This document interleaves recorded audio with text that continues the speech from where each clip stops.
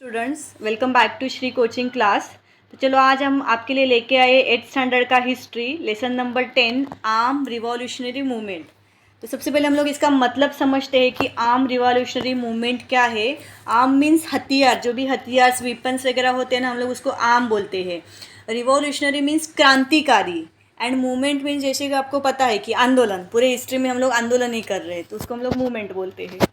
तो जैसे कि अगर हम लोग बेसिकली देखते हैं कि यहाँ पे क्या हुआ थी, एजिटेशन है ना ब्रिटिश इम्पेरियल के अगेंस्ट में यहाँ पे स्टार्ट हुआ था। पिछले कुछ लेसन्स में हम लोगों ने देखा था एंड ये चैप्टर में हम लोग और डिटेल में स्टडी करेंगे। यहाँ पे जैसे कि हम लोगों ने देखा है कि 1857 में क्या हुआ था, यहाँ पे अपराइजिंग हुआ था अगेंस्ट ब्रिटिश, जिसको हम लोग बगावत बोलते हैं। अपराइजिंग मीन्स किसके लिए, 1857 में ये सारी की सारी चीज़ें हमारी इंडिया के इंडिपेंडेंस के लिए चल रही थी।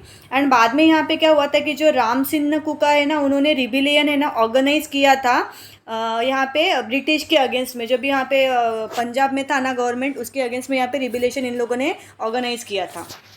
तो चलो पहला टॉपिक हम लोग देखते हैं कि वासुदेव बलवंत फड़के। तो यहाँ पे क्या हुआ था, तो यहाँ पे जब महाराष्ट्र में लगभग जो वासुदेव बलवंत फड़के थे ना, इन्होंने यहाँ पे एक आर्म स्ट्रगल किया था ब्रिटिश के अगेंस्ट में। एंड उन्होंने ऐसे इमेजिन कर लिया था, ऐसे सोच लिया था कि वहाँ पे उन लोगों को ब्रिटिश के अगेंस्ट फाइट करने के लिए उनके पास आर्म होना ये नेसेसरी है, वो उनको चाहिए। एंड उसके लिए इन्होंने यहाँ पे स्पेशल ट्रेनिंग भी ली थी वस्ताद लहूजी साल्वे से, कि उनको वो आर्म्स वगैरह कैसे क्या चलाने, उसके लिए उन्होंने स्पेशल ट्रेनिंग ली थी। एंड उन्होंने क्या किया कि जो रामोशी से ना वहाँ पे उनको ऑर्गेनाइज किया था एंड ब्रिटिश के अगेंस्ट में यहाँ पे वापस से रिवोल्ट किया था, जिसको हम लोग आंदोलन बोलते हैं। लेकिन ये जो उन लोगों ने रिवोल्ट किया था ना, ये यहाँ पे अनसक्सेसफुल हुआ, ये सक्सेस नहीं हो पाया। तो जिसकी वजह से ब्रिटिश गवर्नमेंट में ना इनको ईडन जेल में भेज दिया। एंड फाइनली 1883 में इनकी मृत्यु हो गई। एंड बाद में इन्होंने क्या किया, जो भी आर्म स्ट्रगल था ना इंडिपेंडेंस के लिए चालू किया था, ये यहाँ पे बिल्टअप हो गया। चलो अगला टॉपिक हम लोग देखते कि चाफेकर ब्रदर्स। यहाँ पे क्या हुआ था कि लगभग 1897 में, जैसे कि आपको पता है कि बीच में एक प्लेग नाम का बीमारी बहुत ज़्यादा फैल गया था, इसकी वजह से काफ़ी पब्लिक को बहुत कुछ परेशानी भी झेलनी पड़ी थी, बहुत ज़्यादा नुकसान भी हुआ था। तो लगभग हम लोग देखते हैं कि 1897 में प्लेग की बीमारी है ना पूरी तरह से फैल गई थी, जो चूहे की वजह से होती है, उसका एक रीज़न था। तो यहाँ पे जो हमारा कमिश्नर रैंड है ना, इन्होंने है ना ट्रानी को रिजॉर्ट किया था, जिसको हम लोग बोलते कि पोजीशन का मिसयूज़ करना। ट्रानी मीन्स, तो उनका जो भी पोजीशन था ना, उन्होंने अपने पोजीशन का काफ़ी यहाँ पे मिसयूज़ किया था। एंड उनके पास जो भी फोर्स था ना, तो उन्होंने क्या किया था, managing the epidemic of plague in Pune. उनका जो भी सेना था, जो भी फोर्स था, उनको उन्होंने बहुत अच्छे से मैनेज किया था पुणे में। एंड बाद में एज अ रिवेंज करके जो भी चाफेकर ब्रदर्स वगैरह थे ना, लाइक दामोदर बालकृष्ण, तो उनको शूट कर दिया था 22 जून 1897 में। एंड आगे अगर हम लोग देखते हैं तो दामोदर बालकृष्ण एंड वासुदेव, ये तीन ब्रदर्स थे, ये तीनों भाई थे। एंड वहाँ पे इन लोगों ने क्या किया था कि जो भी महादेव रानडे है ना, इनके जो भी एसोसिएट्स है, उनको यहाँ पे तीनों को फांसी दे दी थी ब्रिटिश ने। ब्रिटिश एक ही पनिशमेंट दे सकते थे, फांसी ही दे सकते थे, तो उन्होंने तीनों भाइयों को रिवेंज बदले के तौर पे इनको तीनों के फांसी दे दी। एंड वही घर से उन्होंने क्या किया कि जो तीनों के तीनों ब्रदर्स थे ना चाफे करके, for the service of the country, उस टाइम में इन लोगों ने जो भी मुंडा ट्राइब थे ना, जो बिहार के अंडर में आता है, तो उनके नेतृत्व के नीचे बुरसा मुंडा जो है ना, उन्होंने यहाँ पे अगेन वापस से फिर से ग्रेट रिवोल्ट किया था ब्रिटिश के अगेंस्ट में।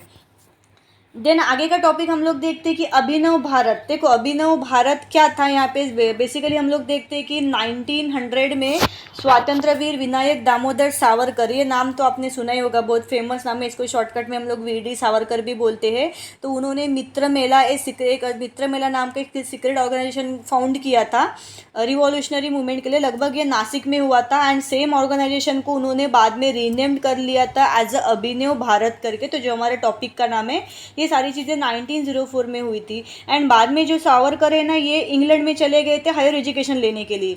एंड वहाँ से उन्होंने अपना जो भी रिवॉल्यूशनरी के लिए उनको जो भी चीज़ें वगैरह पढ़नी थी, उसका लिटरेचर हो गया, गन्स हो गया, ये सारी की सारी चीज़ें उन्होंने वहाँ से भेज दी थी ये रिवॉल्ट के लिए। एंड वहाँ पे उन लोगों ने क्या किया था कि ये जो अभिनव भारत के ये मेंबर्स थे, एंड उन्होंने बहुत सारे इंस्पायरिंग बायोग्राफी भी लिखी थी of Giuseppe Mazzini and the famous Italian revolutionary, इसके ऊपर इन लोगों ने काफ़ी अच्छी अच्छी इंस्पिरेशनल बायोग्राफी भी लिखी थी कि जिससे पब्लिक पढ़ के भी इंस्पायर्ड हो जाए। एंड फाइनली 1857 में जो रिबेलियन हमारा चल रहा था ना कि during the first war of independence, तो वो वहाँ पे क्या हुआ था कि stated in the book of, है ना, ये बुक में भी उसके बारे में काफ़ी चीज़ें लिखी हुई थी। जो भी हमारा इंडिपेंडेंस का वार चल रहा था वो बुक में लिखी गई थी। एंड जो भी हमारा इंडियन वार जो चल रहा था इंडिपेंडेंस ऑफ 1857 वो उनके द्वारा लिखी गई थी। तो यहाँ पे हमारा अभिनव भारत है, ये टॉपिक यहाँ पे कंप्लीट हो गया। सॉरी, ये कंप्लीटेड नहीं हुआ, आगे और है। तो जैसे कि हम लोग देखते हैं कि the government came to know about the activities of Abhinav Bharat, तो जैसे गवर्नमेंट को पता चल गई कि अभिनव भारत की कोई, है ना, एक्टिविटी चल रही है, इसके बारे में जैसे ही ब्रिटिश गवर्नमेंट को पता चल गई तो उन्होंने क्या कर दिया, वो एक ही काम कर सकते, तो उन्होंने वी.डी. सावरकर को अरेस्ट कर लिया तुरंत। एंड अरेस्ट करने के बाद इन्होंने क्या किया कि उनको लाइफ टाइम के लिए जेल, उम्र कैद हम लोग जिसको बोलते हैं ना, तो उनको जेल में डाल दिया। एंड उसका बदला लेने के लिए उन्होंने क्या किया कि जो भी यूथ थे ना, जिनका नाम अनंत लक्ष्मण कानारे थे, इनको भी पनिश दिया।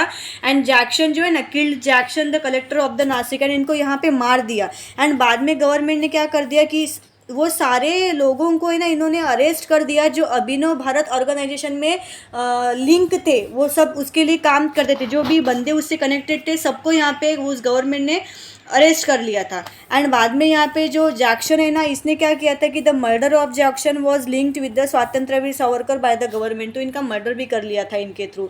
एंड उसके बाद इनको अरेस्ट कर लिया था। एंड उनको ट्रायल में, है ना, he put under the trial, the court order him rigorous punishment for 50 years, इनको जेल में डाल दिया था। एंड बाद में इनको 50 ईयर्स की सज़ा भी सुनाई थी ये पैक्ट में। आगे हम लोग देखते हैं कि रिवॉल्यूशनरी मूवमेंट इन बंगाल। देखो, रिवॉल्यूशनरी मूवमेंट इन बंगाल में क्या हुआ था, जैसे बंगाल का पार्टीशन हो गया था, पता था कि बंगाल का पार्टीशन हो गया था। एंड बंगाल का पार्टीशन होने के बाद अभी यहाँ पे जो लोग थे ना, लोग यहाँ पे काफ़ी भड़के हुए थे, लोगों को काफ़ी गुस्सा भी आया था अगेंस्ट में ब्रिटिश। तो यहाँ पे फिर क्या किया कि जो भी लोकल रिबेलियन जो भी चल रहे थे ना, जिसको हम लोग कॉम्प्रेसिवनेस रिवॉल्यूशनरी मूवमेंट बोलते, तो देखो हमारे लोगों को क्या लेना था, बदला लेना था, क्योंकि यहाँ पे बंगाल का पार्टीशन करने की वजह से लोग काफ़ी गुस्सा थे, तो उन्होंने वापस से रिवोल्यूशन चालू कर दिया नेशनल लेवल पे। एंड अलग अलग कंट्री के अलग अलग जगह में यहाँ पे जो भी यूथ्स वगैरह थे ना, तो inspired by the revolutionary thought, जो भी रिवॉल्यूशनरी मूवमेंट चल रहे थे ना, उनसे वो भी काफ़ी इंस्पायर्ड हो गए थे। एंड उन्होंने क्या किया कि started establishing their secret organisation, उन्होंने एक सीक्रेट ऑर्गेनाइजेशन एस्टेब्लिशमेंट किया। एंड इसके ऊपर पूरा कंट्रोल पाने के लिए ब्रिटिश ऑफिसर ने क्या किया कि लूजन द गवर्नमेंट मशीनरीज, है ना, इसको पूरा लूज कर लिया। Wipe out of the fear in the minds of Indian regarding the British government. And यहाँ पे क्या कर दिया कि overthrowing the British rule were some of the in main objective, तो ब्रिटिश गवर्नमेंट के जो भी रूल थे ना, उनको भी निकाल के फेंक दिया। एंड बाद में अब हम लोग देखते हैं कि बंगाल में जो भी हमारा रिवॉल्यूशनरी मूवमेंट चल रहा था ना, जो भी रिवॉल्यूशनरी हमारा ऑर्गेनाइजेशन था, यहाँ पे उसको अनुशीलन समिति के नाम से भी जाना जाता है। एंड वो बहुत एक्टिव था। एंड जैसे कि हम लोग जानते हैं कि जो भी हमारा अनुशीलन समिति था, वहाँ पे मोर 500 के भी ऊपर ब्रांचेस थे। एंड जो हमारे बरिंद्र कुमार घोष एंड उनके जो भाई थे ना, Aurobindo Ghosh was the chief of this organisation के, तो ये दोनों भाई है ना, इनके ऑर्गेनाइजेशन के चीफ थे। एंड बाद में ये जो ऑर्गेनाइजेशन था ना, इन्होंने रिसीव किया था जो भी काउंसिल्स है and guidance from the Aurobindo Ghosh, है ना, इनसे इन्होंने काफ़ी गाइडेंस भी इन्होंने रिसीव कर लिया था, गाइडेंस भी उनको मिल गया था उनका। एंड बाद में हमारी ये जो अनुशीलन समिति थी, इन्होंने क्या किया कि ये ना बॉम्ब मैन्युफैक्चर करती थी। एक सेंटर था वहाँ पे मणिकटाला, है ना, कोलकाता के आसपास में, तो वहाँ पे बॉम्ब मैन्युफैक्चरर होते थे। एंड 1908 में जो खुदीराम बोस एंड प्रफुल्ला चक्की थे ना, जो अनुशीलन समिति के मेंबर्स थे, उन्होंने प्लान किया था कि जो जज है ना, किंग्सफोर्ड नाम का, उनको उड़ाना है, उनको मारना है। तो उनको क्या लगा था कि वहाँ पे ना एक आगे व्हीकल था, एंड उनको क्या लगा कि वो व्हीकल में वही बैठे हुए थे जिनको उनको उड़ाना था, और इसीलिए उन्होंने क्या कर दिया ना कि वहाँ पे बॉम्ब थ्रो कर दिया, बॉम्ब फेंक दिया। लेकिन वहाँ पे उनको जिनको मारना था ना, किंग्सफोर्ड, वो वहाँ पे व्हीकल में बैठे ही नहीं थे, वो उस गाड़ी में वहाँ पे 2 इंग्लिश लेडी बैठी हुई थी, और वो अटैक में बेचारे फालतू में मारी गई। अभी जैसे ही उसको पता चला प्रफुल्ला चक्की, क्योंकि वहाँ पे हम लोग को जिसको मारना था, बॉम्ब थ्रो किया था, वहाँ पे वो तो नहीं मरे, उसके बदले में 2 लेडी मर गई। तो अभी उनको तो पता चल गया कि अभी ब्रिटिश हम लोगों को ढूंढेगी और ब्रिटिश पनिश करेगी। वो लोग तो उनको डरते नहीं थे ब्रिटिश को, लेकिन उनको वो ये सोचते थे कि अगर हम लोग उसमें उनके हाथ में चले जाएंगे तो हमारे जो भी मूवमेंट्स है वो कर नहीं पाएंगे। तो इसकी वजह से उसने क्या किया कि उसने ना खुद को ही शूट कर दिया कि मैं मर जाना पसंद करूँगा लेकिन मुझे उनके हाथ में नहीं जाना है। एंड बाद में so that he will not fall in hands of British, वो ब्रिटिश के हाथ में नहीं आया, उसने खुद को ही मारना पसंद कर लिया, उसने खुद को ही शूट कर दिया। एंड जो खुदीराम बोस था ना वो पकड़ा गया वहाँ पे। एंड ये इन्वेस्टिगेशन के टाइम में पुलिस को है ना वहाँ पे इन्फॉर्मेशन मिली थी, जो भी हमारा अनुशीलन समिति था ना जिसका ये इन्फॉर्मेशन छुपाने की कोशिश कर रहे थे, यहाँ पे अभी पुलिस को ये बंदा पकड़ा जाने की वजह से सारी की सारी इन्फॉर्मेशन पता चल गई। एंड बाद में उन्होंने क्या किया कि उन्होंने वो अनुशीलन समिति से जितने भी मेम्बर्स कनेक्टेड है ना उन सबको यहाँ पे पुलिस लोगों ने अरेस्ट कर लिया था। एंड जो हमारा अरोबिंदो घोष था ना वो भी अरेस्ट हो गया था। बाद में गवर्नमेंट हमारी जो भी थी ना, government was unsuccessful in linking him to manufacture of, still वो जो मैन्युफैक्चरिंग जहाँ पे बॉम्ब मैन्युफैक्चरिंग होता था ना वो उसके भी लिंक के चक्कर में थे कि वो उनको कैसे क्या पता चल सकता है, लेकिन उनको वो चीज़ें पता नहीं चली थी, उसमें वो अनसक्सेसफुल ही थे अभी भी। एंड उसकी वजह से यहाँ पे क्या हुआ था कि जो बाकी के जो मेंबर्स थे ना वे are sentence to the long terms of imprisonments, तो बाकी के जो मेंबर थे उनको भी यहाँ पे लॉन्ग टर्म्स के लिए जेल हो गई। देन बाद में Rash Behari Bose and Sachindra Nath Sanyal spread the network of revolutionary organisation थे। इन दोनों ने क्या किया था, यहाँ पे जो भी हमारा रिवॉल्यूशनरी ऑर्गेनाइजेशन चल रहा था ना उसका पूरा का पूरा नेटवर्क है ना बंगाल के आउटसाइड में स्प्रेड कर लिया था। एंड जो भी हमारे रिवॉल्यूशनरी वर्क के जो भी सेंटर्स थे ना वो पंजाब में सेटअप थे। एंड दिल्ली एंड उत्तर प्रदेश में पंजाब में भी सेटअप थे, दिल्ली में भी सेटअप थे एंड उत्तर प्रदेश में भी सेटअप थे।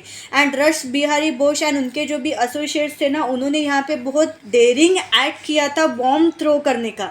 देखो बॉम्ब थ्रो करना ये इतनी सीधी बात नहीं है, लेकिन उन्होंने इतना डेंजरस एक्ट किया था, इतनी उन्होंने हिम्मत दिखाई थी। And at the viceroy Lord Hardinge ये एक बंदा था but he got saved from this attack, लेकिन ये अटैक से ये यहाँ पे बच गए। एंड यहाँ पे जो हमारा रिवॉल्यूशनरी वर्क चल रहा था मद्रास प्रोविंसेस में as well as Vanchi Iyer a revolutionary killed a British officer, तो उन्होंने एक ब्रिटिश ऑफिसर को मार दिया था जिनका ऐश नाम है। And later he shoot himself, and बाद में उसने खुद को भी शूट कर लिया था एंड उसने अपना लाइफ भी है ना पूरा का पूरा इसके लिए सेक्रीफाइस कर लिया था। तो दोस्तों यहाँ पे हमारे जो बचे टॉपिक्स है वो हम लोग लेक्चर 2 में कंटिन्यू करेंगे। लेक्चर 2 में हमारे साथ बने रहने के लिए चैनल का बेल आइकन प्रेस करना और सब्सक्राइब करना ना भूलना। Thank you for